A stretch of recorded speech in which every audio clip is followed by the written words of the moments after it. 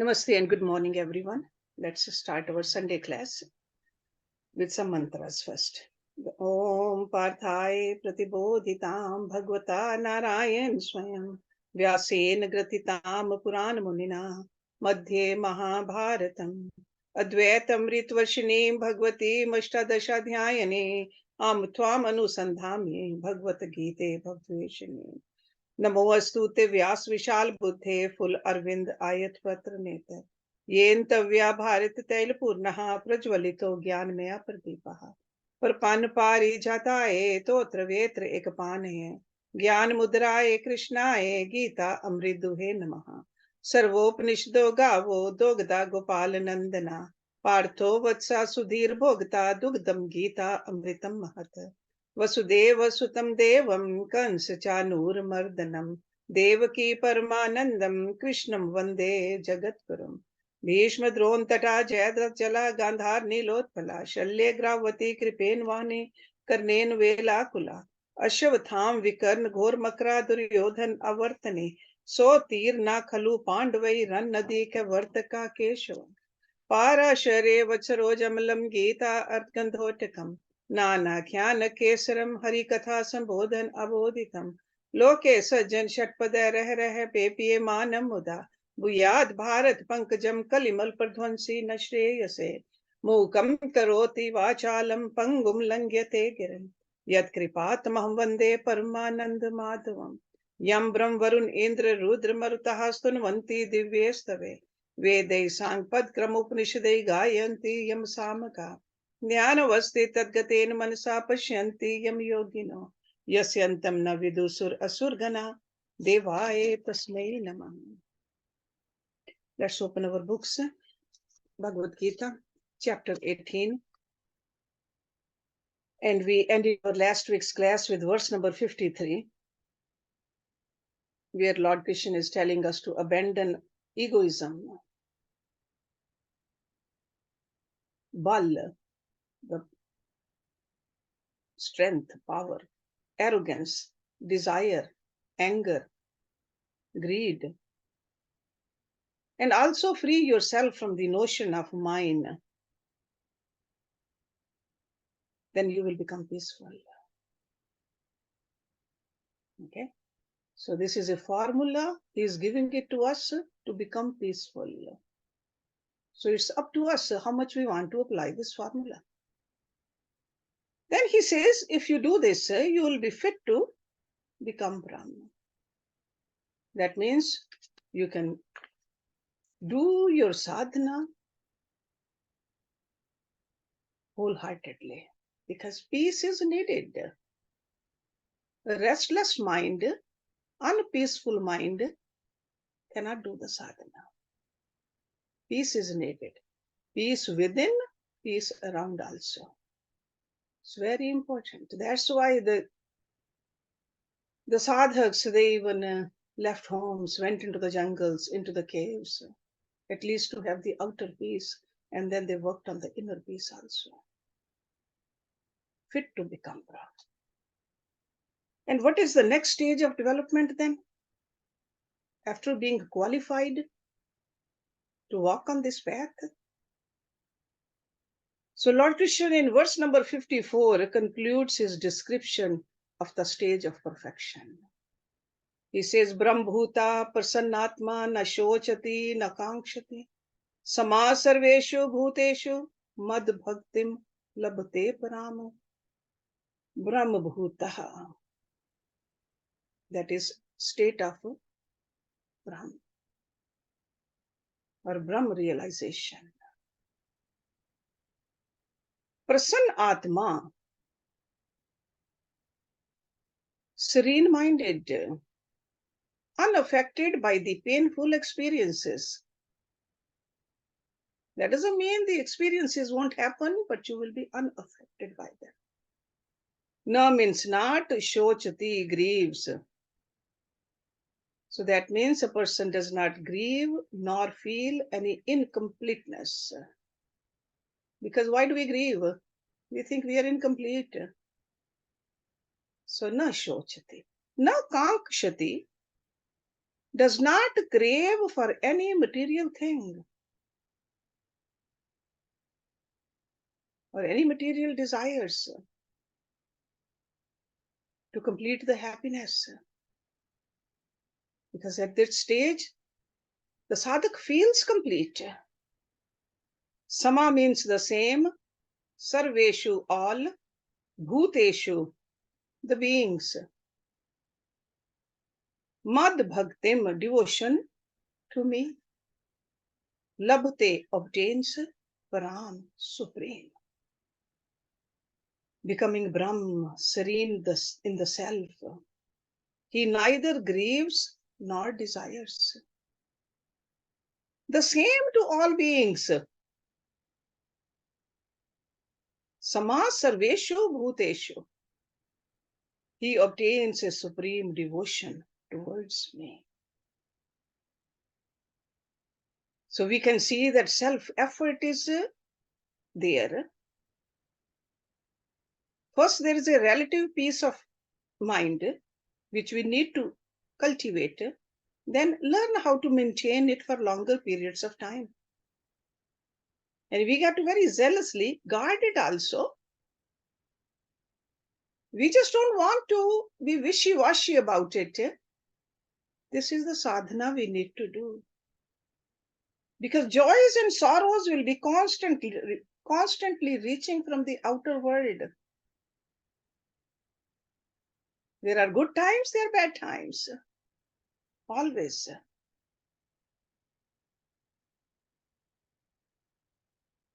Sure, I do mentality.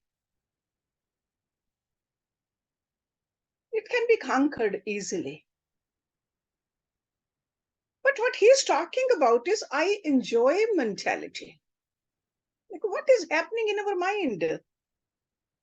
So if one aspect of the ego, the I do mentality is conquered, we must equally attend to the destruction of the other aspect of the ego.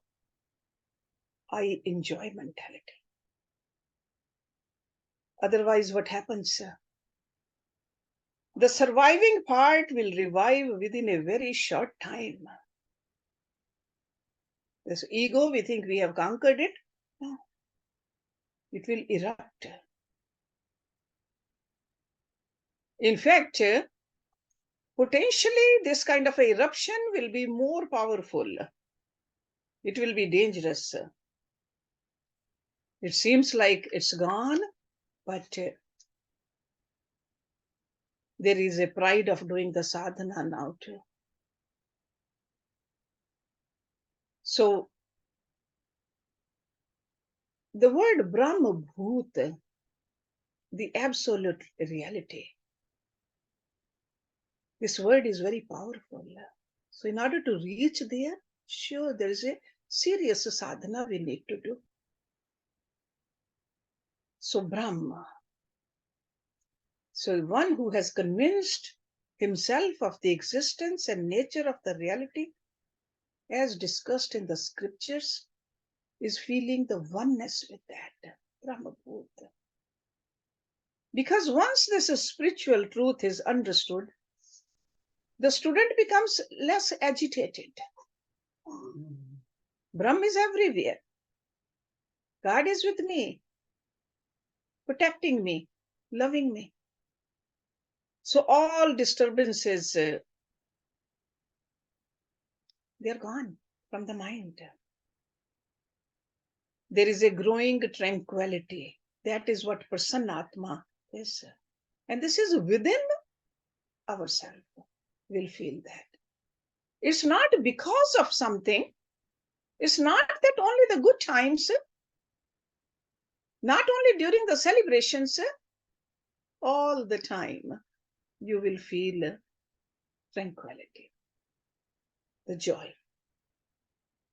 And from there, a sadhak discovers the courage to stand apart both from the grief and the desire. Because when we know that we are nothing but Brahma, na shochati, does not grieve. Because the sadhak does not feel any incompleteness in himself. There is no sense of imperfection. His intellect no longer spins here and there for satisfaction, gratification. Those are called the desires. Naturally, a person who does not grieve will not desire either. Na kankshati. Because these desires, these longings are for the possession, for these worldly objects. The seeker doesn't need anything, feels complete. So according to a tranquil seeker, there is nothing but the constant experience of the divine presence. That's another way you can look at it. So he develops an equanimity of vision also then.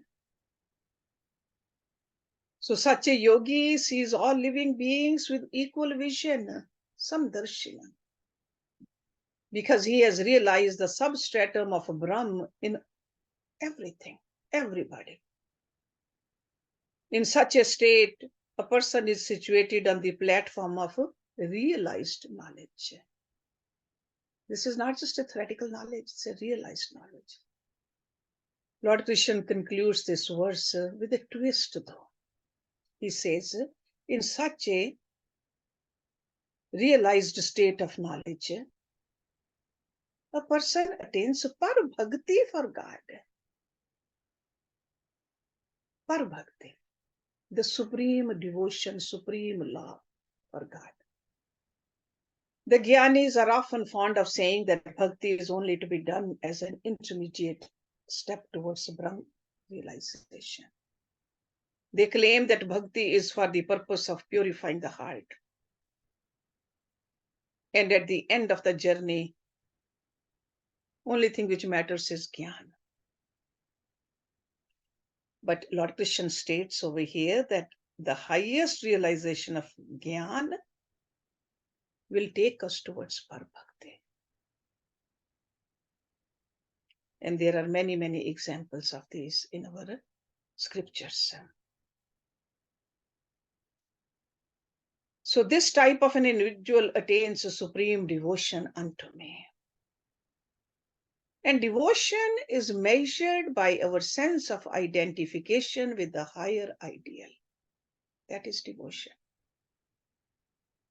So in order to identify with the infinite truth, the sadhak must have a definite amount of detachment from this temporary world. Because that's where we dissipate our energy. So we got to learn how to stay connected with that higher. But there is another stage in our pilgrimage to truth, and that is next sutra or next shlok. Verse number 55. Bhaktya mam abhijanati yavan yacha asmi tatvata tataha mam tatvata gyatva vishute tad anantaram. Bhaktya, by devotion. Mam means me, abhijanati, he knows. Yavan, what? Ya, who? Cha means and, asmi, I am. Tatvata, in essence. Tataha, then, mam me, tatvata, in essence, gyatva, having known. Vishte, he enters. Tad anantaram, at once. By devotion, he knows me. So that Parabhakti, he knows me. In essence, what and who I am. Then, having known me in my essence, he at once enters into me, the Supreme. So this is a state of yoga, yukta. the oneness. Only through devotion a person can come to know God's personality. Because it is the love that opens the door to the impossible. Otherwise, we think that impossible to know God. But the devotees understand God because they possess the eye of love. So mere knowledge is insufficient for satisfying the bliss of the personal form of God. It is through bhakti we can enter into this secret realm of God. So by devotion, he comes to know me. And always remember, devotion is love for the Supreme. And love is measured by the degree of identification the lover maintains with the beloved. Because right now we identify ourselves with the body or with our accomplishments. But once we start identifying with the real us, we'll know that there's no difference between me and him. So such a seeker comes to understand who and what I am. This is what he's telling us over here. So these I and me, the pronouns used over here, represent the Paramatma. Okay? So not just a physical form of Lord Krishna, Paramatma. To know the self means to know both its nature and identity. So then having known me in essence, when this experience comes through, sure, sometimes it seems like we are moving towards it very slowly, but we got to keep our movement slow and steady. Slowly we see that unfoldment of the light of consciousness. All the veils of the ignorance will be dropped. Because God is here everywhere. We don't see it because of the ignorance. So the veils of the ignorance keep on dropping. And that's how he says, Vishate tad anantaram. So when the veil has dropped, it doesn't take that long to enter. And this term enter is used here exactly in the same fashion as a dreamer enters into a waking state. Okay? So we are dreaming. When we are awake, we enter into the wakeful state. The same way, we are residing in the same body, doing whatever we are doing, but all of a sudden we have entered into this state of self-realization. So when the ego enters God consciousness, the individuality cannot retain itself as such. So the misconception that he is an individual ends, and he rediscovers, becomes, awakens to the infinite Brahmahood. And devotion for the Lord is never complete without serving his creatures. That's what he's mentioning in the next one. Because after knowing that you are one with God, what do you do then? Do you beat your own drum? No. Sarv karmani api sada kurvana madvyap ashrya mat prasadat avapnoti shashwatam padam avyam. Sarv karmani, all actions. Api means also, sada, always. Kurvana, doing. Mad vyapashrya, taking refuge in me. Mat prasadat, by my grace. Avapnoti, obtains. Shashwatam, eternal. Padam, the state of abode. Avyam, indestructible. Doing all actions. Always taking refuge in me. By my grace, he obtains the eternal, indestructible state or abode. So this yogi does not let go of the duties. Keep on doing the duties. All actions. we can see that philosophy of Bhagavad Gita is extremely dynamic. Devotion to the Lord is not a mere passive surrender unto the ideal or a mere physical ritualism.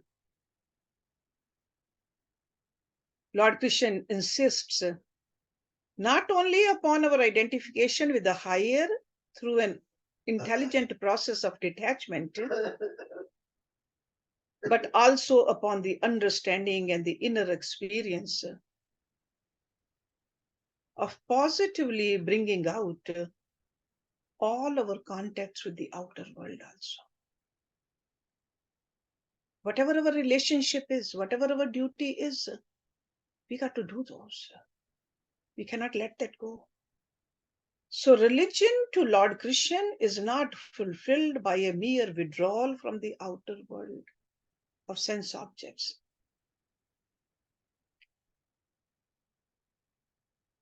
He says, do your duties, but do it for me. Performing continuously all actions, always taking refuge in me. So that means we got to do whatever we are doing, we got to remember that we are just serving him.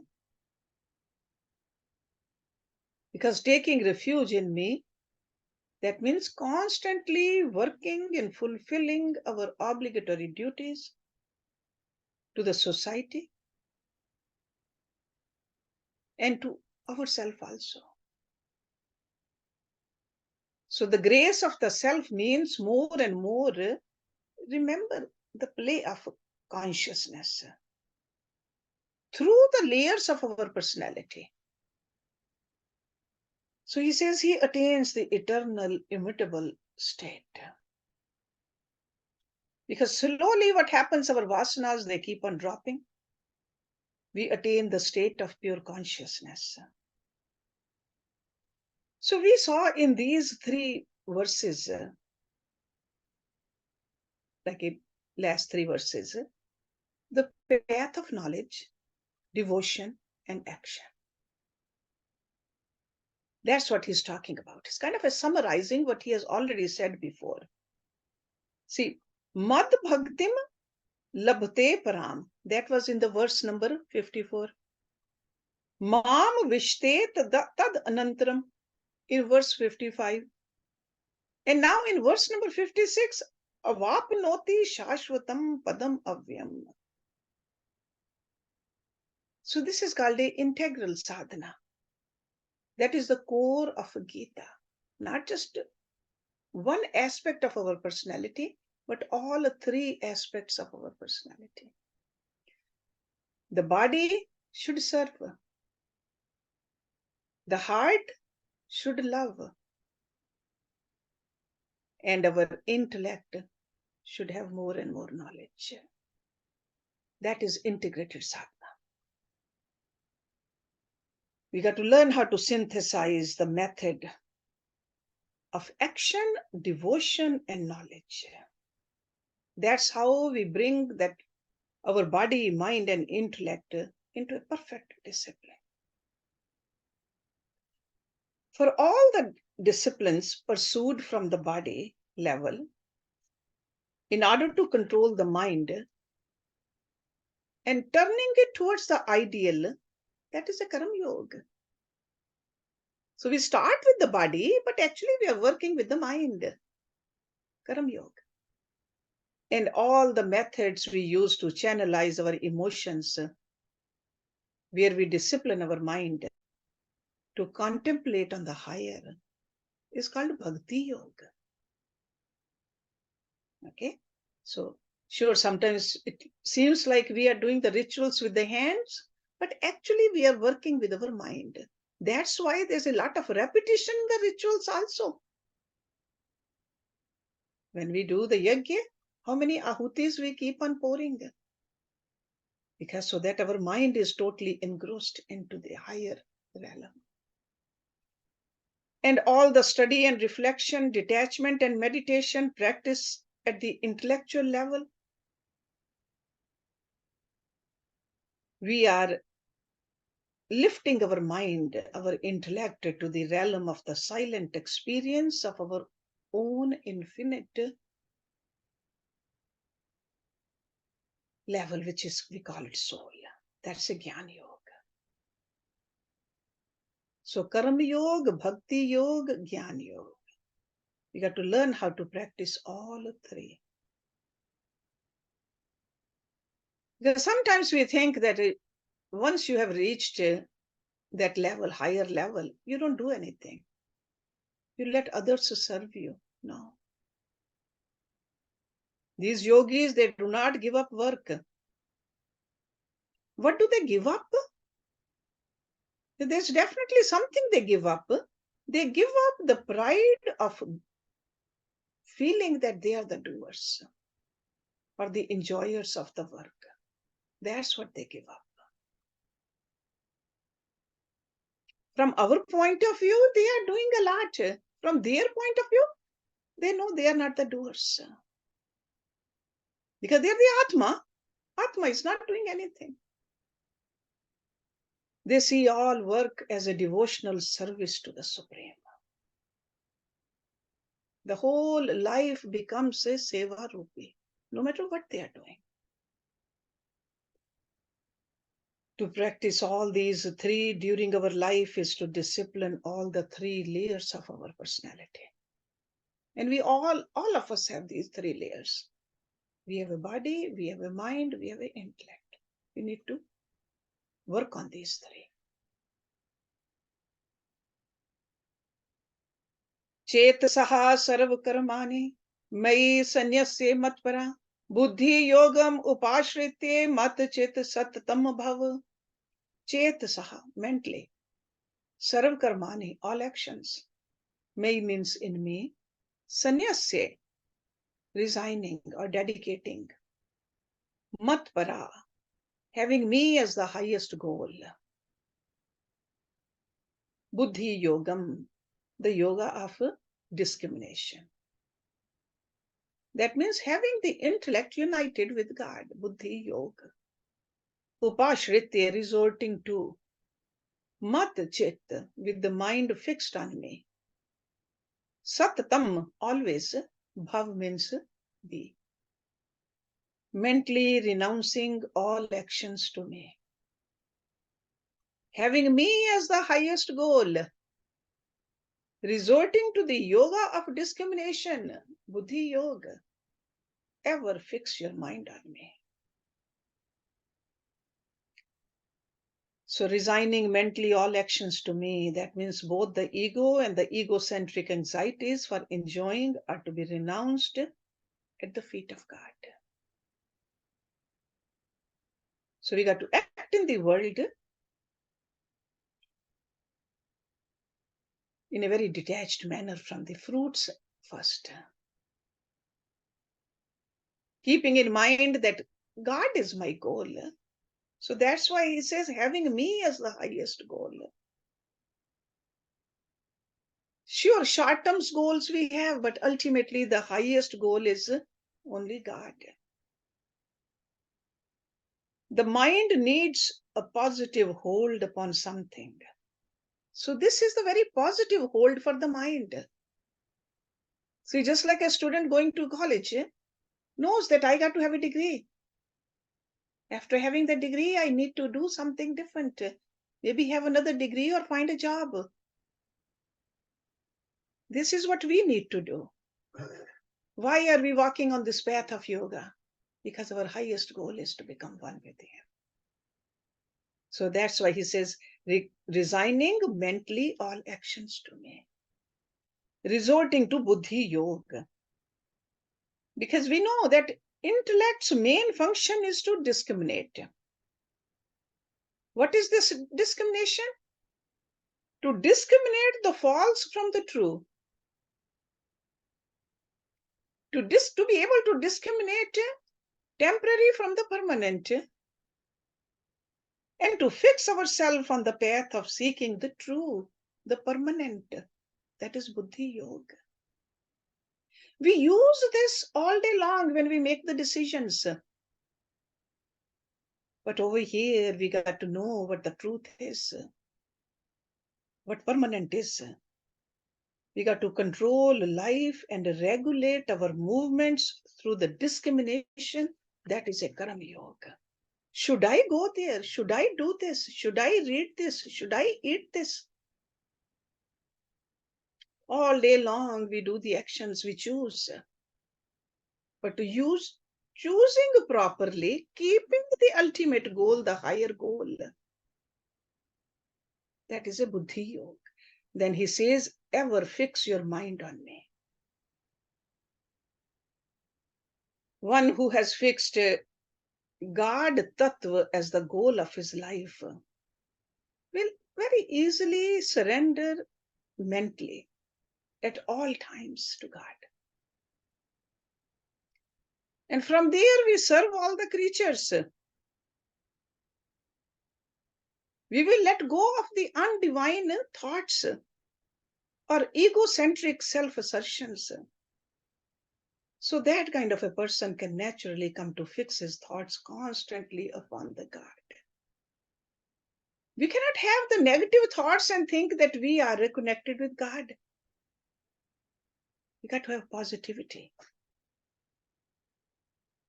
It is an eternal law of mental life that as we think, so we become. The union of the intellect occurs when it is firmly convinced that everything in existence has emanated from God, is connected to Him, is meant for His satisfaction. We must cultivate this kind of intellect with proper knowledge. And with that kind of a knowledge, that kind of an intellect, we got to guide the mind towards the proper direction. Always remember that analogy of that chariot. What is the intellect in that analogy? The Sarthi, the driver. Driver is the one who is holding the reins. So that's why this buddhi yoga, the intellect is always awake, always clear. Where I am going, where I'm taking this chariot, or the owner of the chariot. Because owner of the chariot is sitting in the back. Will enjoy the ride only when the driver is fully alert. Driver knows where I'm going. The driver is holding the reins, and the reins are tied with the horses, which are the senses. So that's why we got to make sure that our intellect is clear, very subtle, and very sharp also. Developing a resolute decision of the intellect, because that's also part of a buddhi yoga, having a very clear resolution that all actions, all things are meant for the pleasure of God. When we remember that all my actions are to please Him, we will definitely put our best effort into it. See, just like when we make Prasad, when we clean the temple, when we sing the bhajans, we put our best effort because we know that we are doing it for God. Even if we have a bowl full of fruits to offer to God, we make sure that there is no bad fruit in there. We wash it, clean it. But our actions also, we are offering it to God. We got to make sure the actions we are offering should be pious, good. Will my beloved be happy with my actions? Always keep that in mind. So such a person, for him, this kind of a resolute intellect, the chit, not even the outer mind, I'm talking about the inner layers of the mind, they get attached to God automatically. This kind of a devotee the dreams will be about God because the thoughts are always God. Nothing but God and God and God. Even seeing outside, whatever he sees, it's godly. This is where Lord Krishna is taking us.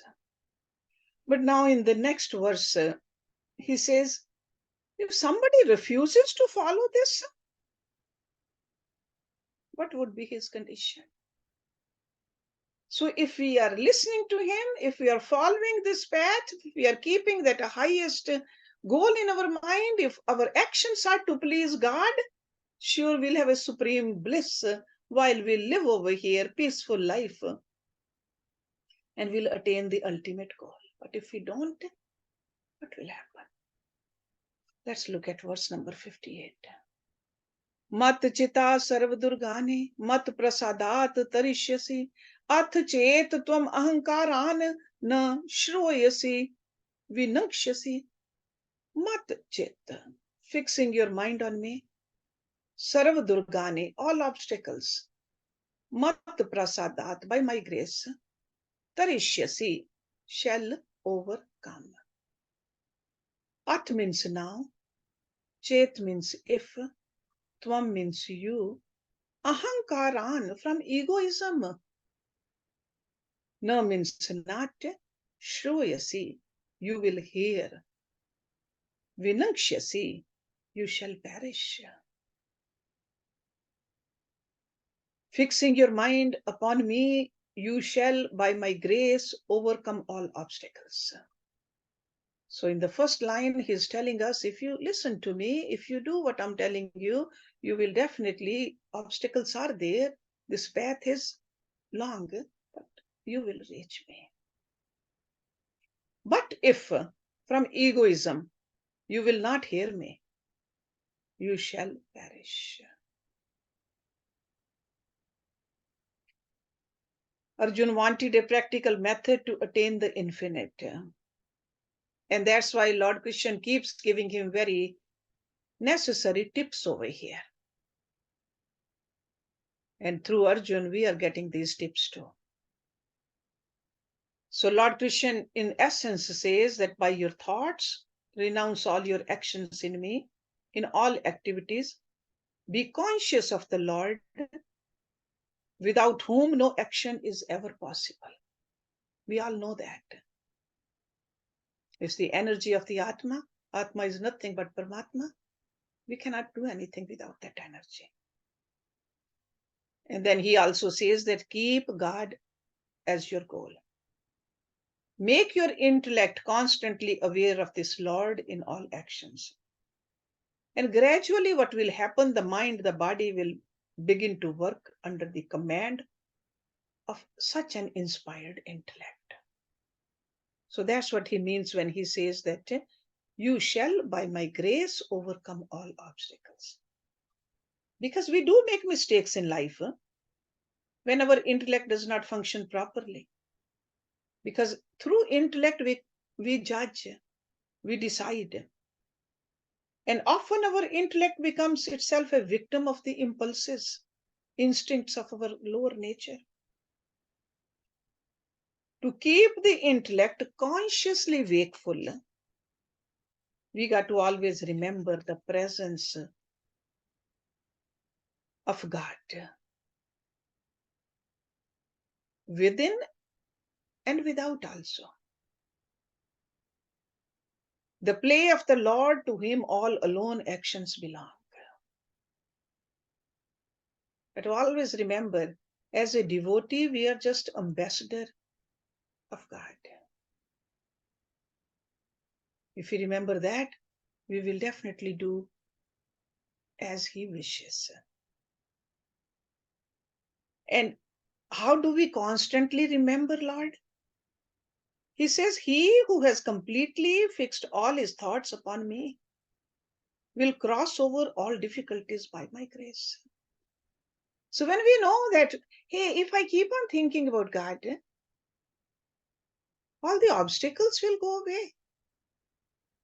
So when we know the result of something doing, then we do it.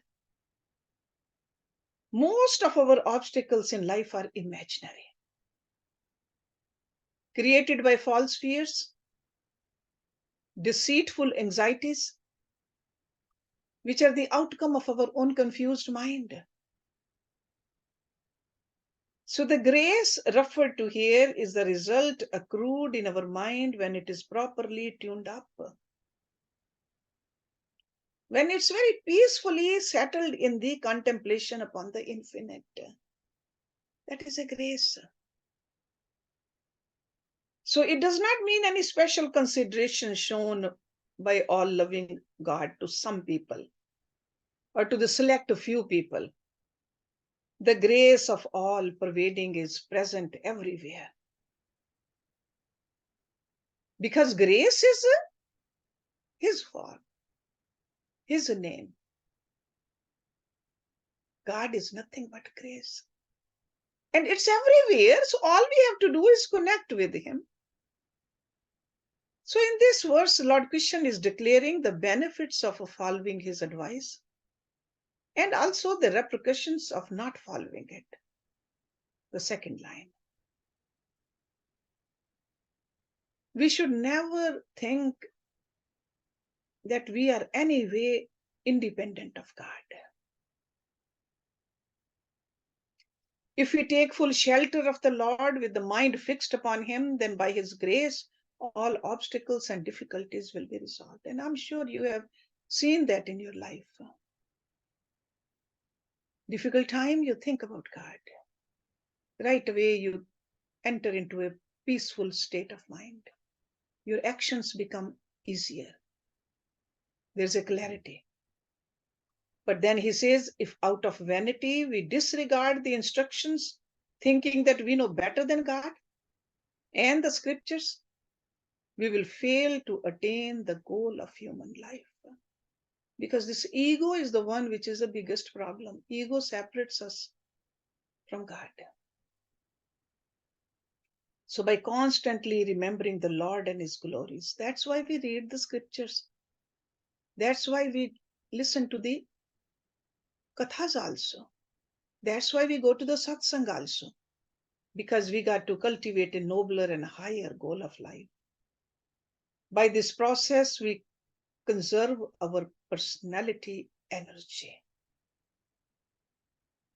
So this warning also we should remember, and warning is out of the ego. That's why he says that if you do not hear me, you shall perish. This is a mere statement of fact. Because eventually we are all reaching there. Eventually. But if we decide that, hey, this is not my goal right now, so we will just go through the different route. But this is an inevitability in nature's law, that souls must merge with the Lord. But he has given us the freedom. We have the freedom to choose either path. Do we want to just keep on going in this cycle of life and birth? Or do we want to just directly after this life or even during this life merge with him? So he's just showing us the way to live. So it's kind of a warning also, you can say, but replication also out of our own thinking, out of our own philosophy. So we'll see that in the next verse also, he's elaborating on this warning. So he's weaving the idea into the Arjun's mind and into our mind also, that, hey, these are the two separate paths, but you have the freedom to choose. So let's stop it here, and verse number 59, that's where we start next week. Om Purnamada Purnamidam Purnat Purnamudachyate Purnasya Purnamadaya Purnameva Visheshyate Om Shanti Shanti Shanti Om. Thank you very much.